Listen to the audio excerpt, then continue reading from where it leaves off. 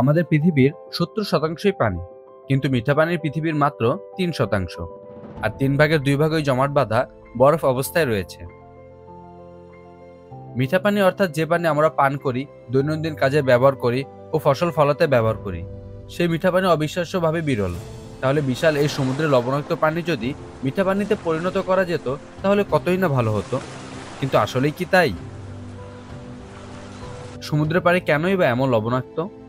কি হবে যদি সমুদ্রের পানিকে মিঠা পানিতে পরিণত করা হয়?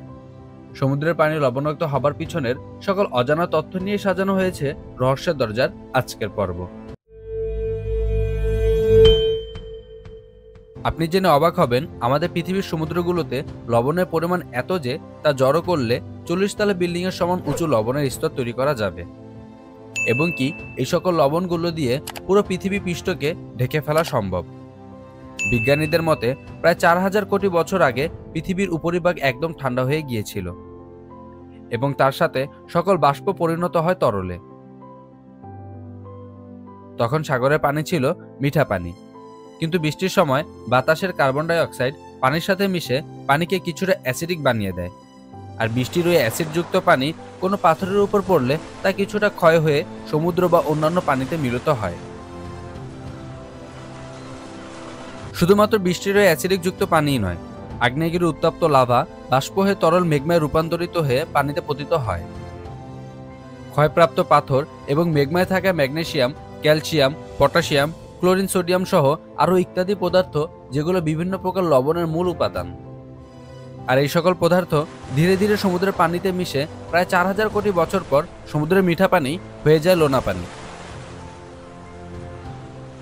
আর এখন সাগরের পানির লবণ সরে গেলে সমুদ্রের জীবন বৈচিত্র্য ধ্বংস হয়ে যাবে, প্রভাব পড়বে মানুষের জীবনে, এমনকি এটি মানুষের জীবনকে করে তুলবে আরও কঠিন। আমাদের জানাশোনা প্রায় 2,28,450টি প্রজাতির সামুদ্রিক প্রাণী রয়েছে সাগরে, আর অজানা রয়েছে প্রায় 20 লাখেরও বেশি। আর এই সকল সামুদ্রিক প্রাণী লবণাক্ত পানিতে বেঁচে থাকার মতো করেই বিবর্তিত হয়েছে। এসব মাছ শরীর থেকে অতিরিক্ত লবণ বের করে দেয়, যা তাদের বেঁচে থাকতে সাহায্য করে। কিন্তু এর থেকেও বড় বিপদ হলো সমুদ্রের অধিকাংশ শৈবাল, যা লবণাক্ততার কারণেই সমুদ্রে বেঁচে থাকে। শৈবাল আমাদের পৃথিবীতে 60% সালোক সংশ্লেষণ নিয়ন্ত্রণ করে।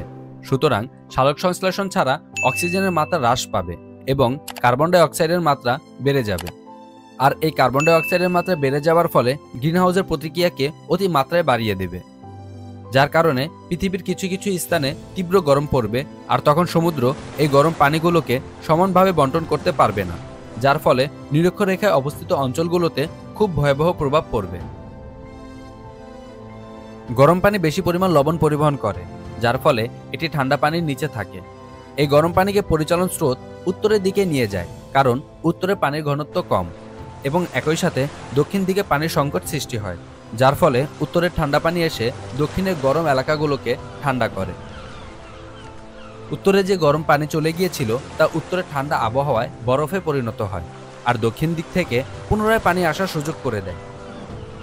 এভাবেই পানির তাপমাত্রা ভারসাম্য বজায় থাকে, যা সম্ভব হয় শুধুমাত্র লবণ থেকে সমুদ্রের পানির ঘনত্বের যে তারতম্য তৈরি হয় তার কারণে।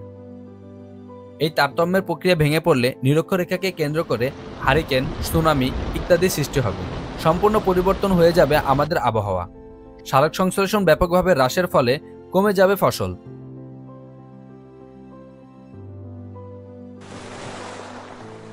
এই ছিল আজকের মতো।